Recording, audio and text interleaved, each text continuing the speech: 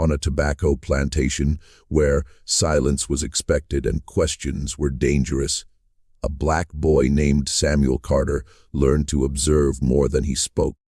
Samuel was 12 years old, small for his age, assigned to errands near the storehouse. He swept floors, carried crates, and stood quietly when told. No one noticed his eyes always following movements. No one suspected his mind was counting. One afternoon, a leather-bound ledger was left open on a crate. Columns of numbers marked shipments, weights, and debts. Samuel had never been taught to read, but numbers spoke to him differently. He noticed something wrong, an imbalance. One figure had been counted twice. He waited. Then, carefully, he marked a small line beside the error and returned to his work. When the overseer discovered the correction, anger came first. Then confusion. The sum was wrong. Samuel's mark was right. When questioned, the boy answered softly, "It didn't add proper."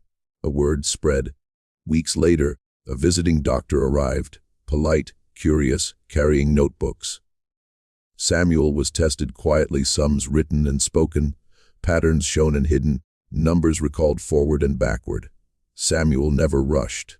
He paused, listened, then answered, always correct. "How do you know?" the doctor asked. "When it pulls wrong," Samuel said. The answer unsettled the room. For months, Samuel was kept near the main house. Not praised, not punished, but watched. Men spoke around him as if he were furniture. They tried to explain him away. Memory, imitation, luck. None of it fit. Samuel corrected mistakes before hearing totals spoken. He responded only when questions were properly formed. What disturbed them most was what he did not do. He did not seek approval. He did not perform. He did not change. By winter, the testing stopped. No conclusion was announced. In a private journal, the doctor wrote that the boy's understanding exceeded explanation. But the book was closed and put away. Samuel returned to ordinary labor. His mind remained intact, unused, and unacknowledged. No record followed him forward. No reward marked his brilliance.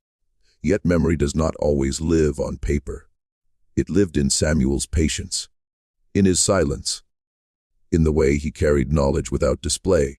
In a world that could not afford to recognize his intelligence, survival itself became his quiet triumph.